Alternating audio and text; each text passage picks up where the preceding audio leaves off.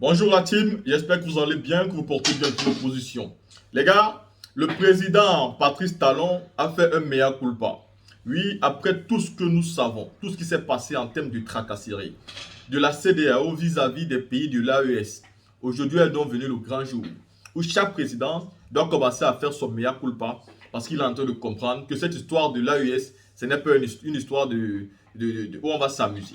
Mais la véritable chose qu'il faut d'abord leur dire pour commencer, c'est que peu importe ce qu'ils vont faire aujourd'hui, l'AES est déjà créée. De deux, l'AES va créer sa monnaie. De trois, elle est déjà sortie de la CEDEAO. Il manque qu'elle sorte de la BCAO aussi. Donc, peu importe ce que vous allez faire maintenant, il est déjà trop tard. Soit tous ceux qui vont comprendre que cette nouvelle organe qui est créée par les trois pays de l'Alliance du Sahel est meilleur que la CEDEAO et que vous allez donc migrer là-bas tout en respectant les conditions que l'Alliance va poser, soit vous allez rester dans votre CEDEAO tout en respectant aussi que la nouvelle Alliance là existe. Et il faut savoir un truc. Les pays de l'AES aujourd'hui n'ont pas dit qu'ils veulent mettre la barrière entre les peuples. Par exemple, le président Ibrahim Traoré, lors de son interview face au journaliste Alain Foucault, il a été clair en disant tous les Africains peuvent partir au Burkina, les conditions ne changeront pas. Mais si jamais un Burkinabé veut partir d'un pays voisin ou bien un pays étranger en Afrique et que les conditions changent, alors à ce moment-là, le Burkina Faso prendra les dispositions pour appliquer les mêmes conditions à l'autre pays. C'est aussi simple que ça. Donc vous n'êtes pas obligé d'être tout dans la CEDEAO, mais il suffit tout simplement de respecter les populations. Et toutes les populations africaines aujourd'hui, qu'elles vous soutiennent ou pas, sont totalement d'accord avec la position des pays de l'Alliance du Sahel. Car c'est eux aujourd'hui qui parlent au nom du peuple. Le peuple se retrouve en elle et plus aux personnes comme Patrice Talon. Patrice Talon faisait quand même partie des leaders de ceux qui voulaient bombarder les autres pays, c'est-à-dire Patrice Talon, Macky Sall, Tinubu, Alassane Ouattara. Ce sont les quatre présidents qui faisaient comme s'ils avaient un problème personnel avec les pays de l'Alliance du Sahel. À chaque fois pour eux, il fallait directement une intervention. Il fallait des sanctions en un point fini. Même les sanctions qui n'existent même pas dans la charte de la CEDEAO. Ils ont complètement oublié les raisons pour lesquelles les pères fondateurs de la CEDEAO ont créé la CEDEAO. Aujourd'hui, au moins un petit problème, ils veulent directement sanctionner les nations. Et donc, ceci est donc en train de changer. Parce que de l'autre côté, vous avez des présidents militaires. Et sache comment on sait d'abord que la CEDEAO a été créée par des présidents militaires, parce qu'ils sont dignes de confiance et ils sont déterminés, ils savent ce qu'ils veulent parce qu'ils connaissent la souffrance. Aujourd'hui, les nouveaux militaires qui sont aujourd'hui parmi les pays de l'Alliance du Sahel sont pareils comme ceux qui ont créé, donc ils ont la même détermination, ils ont la poigne, ils ont la... C'est-à-dire, ils ont envie d'un changement véritable. Parce que ces militaires-là, eux, ils ont été en guerre. Ils ont lutté, ils ont perdu des proches. Et eux-mêmes, ils ont même risqué leur vie, ils ont souvent failli mourir. Aujourd'hui, c'est normal qu'ils aient cette détermination. Par contre, les présidents civils, qu'est-ce qu'on dit? Aujourd'hui, Patrice Talon lui-même dit clairement que le cas du Sénégal est regrettable. Et pourtant, vous avez, vous avez Sissoko Ambalo, président de la Guinée-Bissau, qui est à l'heure où je vous parle, avec M. Macky Sall au Sénégal. Il est là-bas pour apprécier ce qui se passe. Du gros n'importe quoi. Là, tu m'écoutons ici le président de la République du Bénin, Patrice Talon. Quand Dieu te donne raison, personne ne peut remettre ça en cause. Dieu a donné raison à l'AES, au colonel Assimi Goïta, au capitaine Ibrahim Traoré, au général Tchani. Écoutez le président Patrice Talon. Vous allez dire que le Seigneur est merveilleux. Écoutez Patrice Talon. Il vient de reconnaître vraiment que la CEDEAO est allée très loin. Il donne raison au président Tchani. Il donne raison au capitaine Traoré.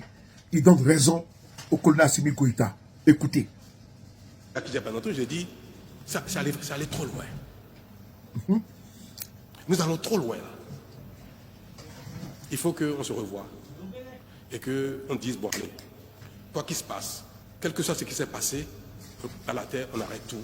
Et puis on préserve l'essentiel qui est la communauté des peuples.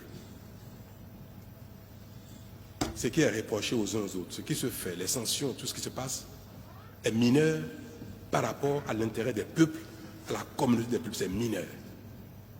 Donc il faut regarder ce qui est important, ce qui est majeur, à un moment donné, et laisser tomber ce qui n'est pas plus important que l'intérêt des peuples. Donc, ma position aujourd'hui, et si j'ai l'occasion de l'exprimer au sein de la conférence des chefs d'État, je le dirai, c'est qu'il faut tout laisser tomber. Que veulent les Maliens? C'est OK. Que veulent les Burkinabés? C'est OK. Que veulent les Nigériens? C'est OK pour que cette décision de séparer les peuples n'aille pas plus loin que l'intention ou que la déclaration. On peut le dire, revenir. Moi, c'est ma position, c'est mon souhait, et c'est ce que je dirais haut et fort partout. Dire que pour arriver à la division des peuples, s'il faut arriver à la division des peuples, alors là, non. Donc ça va bien au-delà du cas du Niger, ça concerne tous les 3 pays qui aujourd'hui, je ne dis pas les pays, les responsables des pays qui sont en mal avec les responsables des autres membres de ces organes-là, parce que ce n'est pas contre les peuples qu'ils ont un problème, c'est entre nous. Moi, Patrice Talon, dans mon mandat qui est en cours au Bénin, je voudrais bien que les autorités béninoises accompagnent cette démarche, que le peuple béninois m'accompagne dans cette démarche pour dire qu'il faut revenir à la case départ et laisser tout tomber pour préserver la CEDEAO des peuples, préserver le moi des peuples qui ne sont pas en conflit, au contraire, qui ne demandent qu'à vivre ensemble. Et que, quel que soit ce qui s'est passé, qui a tort ou qui a raison, cela importe peu désormais. C'est ça ma position. Et je voudrais que les autorités nigériennes, burkinabées et maliennes m'entendent. Et je pense que ma position ne manquerait pas d'être partagée par les autres chefs d'État pour qu'on fasse la paix dans les organes pour préserver la paix entre les peuples. Et je ne peux pas évoquer ça sans parler du Sénégal. On observe aujourd'hui que le Sénégal aussi est en difficulté. Et ce qu'on observe au Sénégal qui est regrettable est de nature aujourd'hui à nous interpeller sur le rôle des communautés auxquelles nous appartenons. Est-ce que la CEDEAO ou l'UMOA, cette fois-ci, doit condamner ou non? Est-ce qu'elle doit condamner ou non? Quand on condamne, on dit qu'il ne faut pas condamner. Quand on sanctionne, on dit qu'il ne faut pas sanctionner. Il faut faire quoi? On va dire oui, mais si vous avez condamné ici, vous devez condamner là. D'accord, on l'a fait. Après le Mali, la Guinée, le Burkina, on l'a fait. On dit bon, une, 2 fois. Vous savez que le Burkina n'a pas été sanctionné. Du tout. Mais le Niger, oui, parce qu'on a dit, à un moment donné, trop c'est trop. Ce trop c'est trop là continue. Il y a encore un trop qui vient dessus. Il faut faire quoi? Est-ce que la CEDEAO doit condamner? Dire non, ce n'est pas admissible. Non, revenir en arrière. Non, si ce n'est pas fait, voilà les sanctions. On va dire, mais il n'a pas vu ce qui passe au Niger. On l'a fait au Niger. Voilà là où c'est en train de nous amener. Donc, moi, je suis perdu un peu. Je suis perdu. Mais qu'est-ce qu'il faut faire? Si on regarde ce qui s'est passé dans les 4 pays et ce que nous avons pris comme décision, ce que ça a donné, qu'est-ce que nous devons faire aujourd'hui si demain quelque chose se passe encore dans un autre pays comme le Bénin? Ça se passe en Côte d'Ivoire, au Togo, en Guinée-Bissau, on fait quoi? Et c'est là aussi que j'interpelle les médias, j'interpelle le peuple, nos peuples, pour dire, mais parfois, dites-nous ce qu'il faut faire. Moi, j'ai entendu mes populations majoritairement dire qu'il ne faut pas sanctionner le Niger. Parce que c'est nos frères et sœurs qui vont souffrir. Et j'ai dit, oui, d'accord. Mais moi, dans mon rôle, je ne peux pas faire ce que vous me demandez. Parce que la plupart des Béninois n'étaient pas d'accord pour les sanctions. Contre la plupart. J'ai fait quoi? Je dis dans mon rôle, je dis non, vous n'êtes pas d'accord, certes. Mais pour l'intérêt de nos peuples, l'intérêt des peuples nigériens, il faut faire quelque chose. Il ne faut pas laisser comme ça, il faut sanctionner. On a vu ce que ça a donné. On est en train de voir que est-ce qu'on n'a pas eu tort d'être allé jusque-là. Quand ça se passe ailleurs, on fait quoi? Est-ce que désormais nous devons considérer que les problèmes politiques, les problèmes de démocratie, de liberté, de droits de l'homme et consorts, dans les pays de la communauté, ce n'est pas l'affaire de la communauté? Peut-être que nous devons finir par en arriver là. Si demain il y a un coup d'État ici ou là, il y a mise en cause des droits humains, remise en cause des droits fondamentaux autant que politiques et consorts, qui a coup d'État ici et là, peut-être qu'à l'avenir, on devrait dire ça relève de la souveraineté exclusive des pays et que la CEDEAO ou le MOA ne doivent pas se prononcer là-dessus. Peut-être. Donc moi j'aimerais bien que, si je pouvais faire un référendum, je le ferais pour demander aux uns aux autres, aux intellectuels, à la masse, aux acteurs politiques, est-ce que le Bénin doit plaider au niveau de ces institutions, au niveau de ces communautés, pour qu'on enlève de nos missions, on enlève des prérogatives des institutions, ce fait d'être le garant de la démocratie, le garant des libertés, le garant des droits fondamentaux. C'est le fait d'être garant qui amène les positions que nous adoptons et qui cause ces problèmes-là et qui sont décriés à un moment donné. Est-ce que, je vous pose la question, vous qui êtes dans la masse, qui relayez les opinions des uns des autres, partagez la il vidéo. ne faudrait pas qu'à l'avenir, aux prochaines réunions de la CEDEAO de l'EMOA, je dise que le Bénin dise, il faut enlever de nos missions le fait d'être garant de la démocratie. Le fait que la CEDEAO doit être garante des libertés et des droits fondamentaux. Moi, c'est à cela que je voudrais que mon peuple m'éclaire, que la classe politique m'éclaire, pour savoir quelle position je dois défendre prochainement dans les réunions.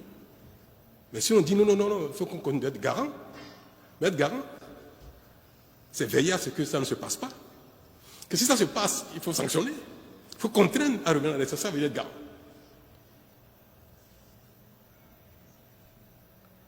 Alors si quelqu'un veut me conseiller dans la salle, je veux bien. Merci. Partagez la vidéo, s'il vous plaît. Partagez. Il a parlé. Le regret est là. Il y a beaucoup de tumultes Il n'a encore dans rien la vu. région. Et est-ce qu'il ne faut pas refonder les instances sous-régionales et pour aller, parce que même l'intégration n'a pas abouti, ne serait-ce que par voie terrestre aujourd'hui, un Béninois qui va au Togo, au Ghana, est obligé d'accomplir des formalités qui, en principe, il ne devrait pas accomplir. Est-ce qu'il n'y a pas, vous êtes encore en mission, est-ce qu'il faut, vous êtes réformateur, est-ce que vous ne pouvez pas prendre l'initiative d'aller à la refonte, à refonder, impulser une refonte au sein de la communauté? Et puisque j'ai le micro, je voudrais... Vous allez continuer. La question est très importante. Je pensais à quelque chose quand vous parliez, je voudrais bien que vous veuillez que je vous donne ma position là-dessus.